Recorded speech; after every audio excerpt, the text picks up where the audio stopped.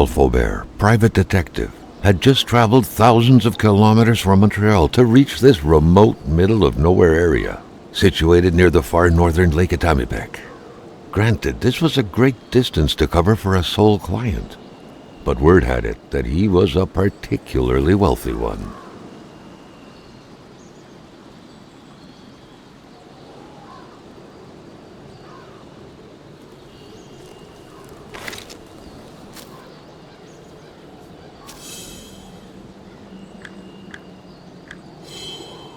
Carl had to drive a bit further north in order to meet with wealthy industrialist William Hamilton.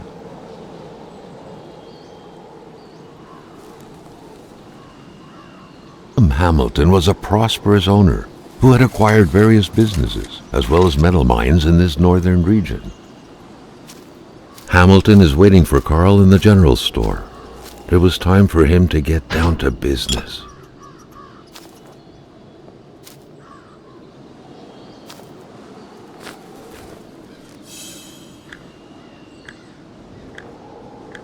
The Polaroid, Carl's long-standing and faithful ally, had seen its share of husbands caught red-handed cheating. There's always something out there waiting to be snapped away.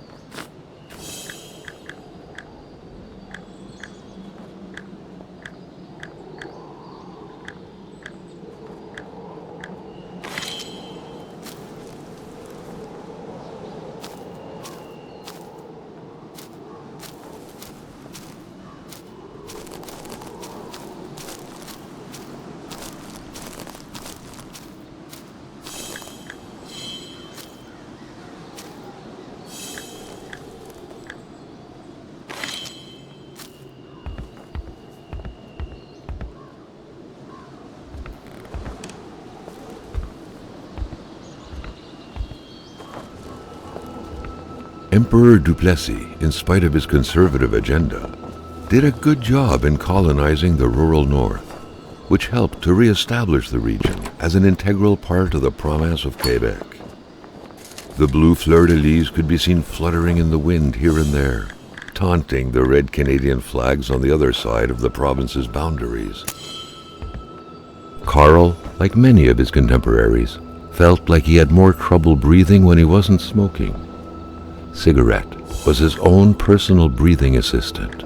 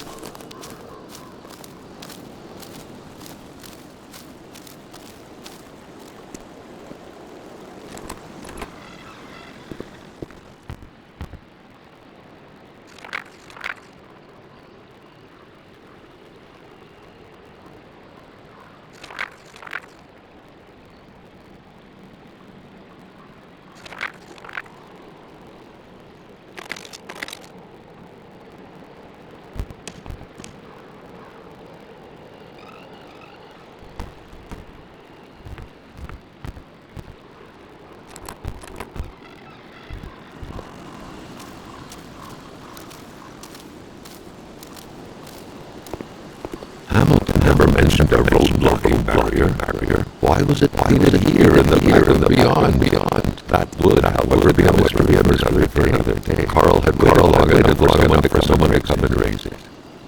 Carl was meeting in a store near this area. He was on the right track.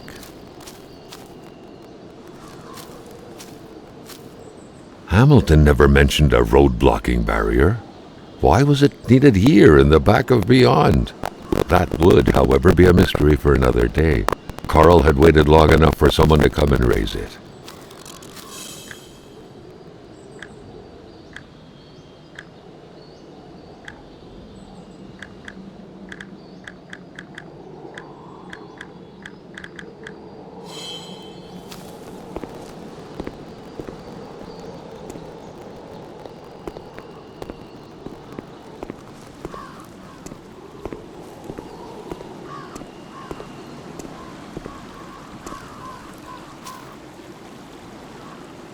The cutters made quick work of the chain.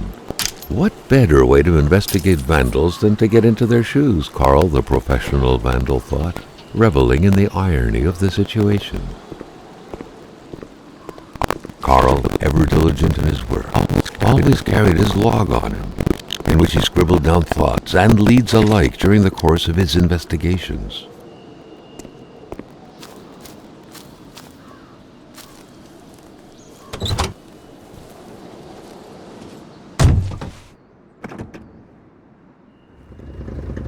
William Hamilton enjoyed a lavish country house built in the very heart of the northern forests, not too far from here.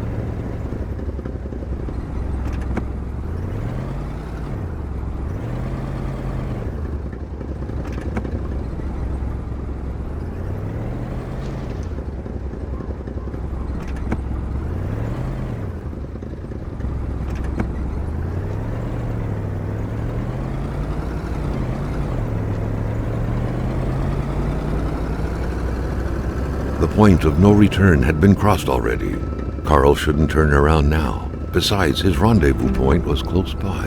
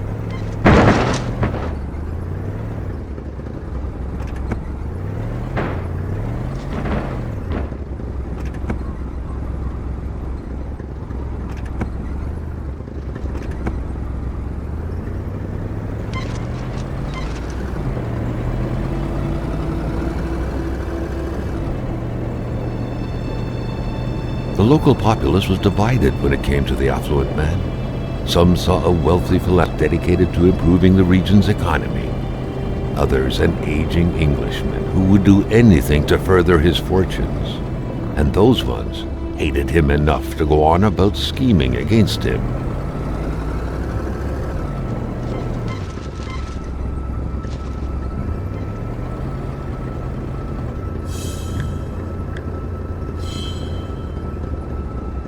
Now wasn't a good time to wander about. Hamilton was still out there. Carl's military training had made him a very punctual man. Being late to his meeting with Hamilton was out of the question.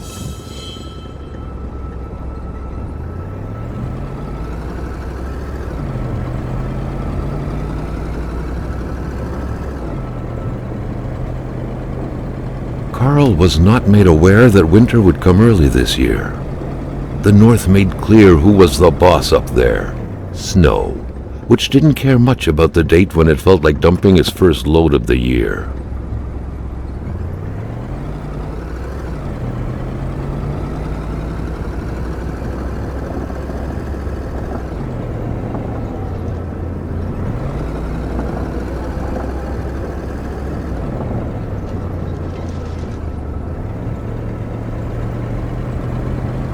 Hamilton had recently acquired a few local businesses, but the last straw was the reopening of a mine, which gave rise to a wave of protests and threats from the Cree people.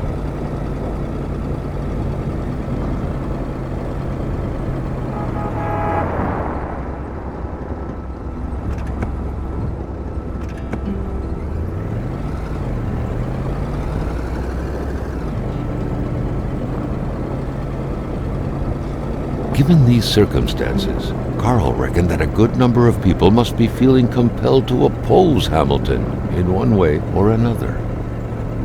So far, only the industrialist's house had been a target, but soon enough, Carl thought, the target would become the man himself.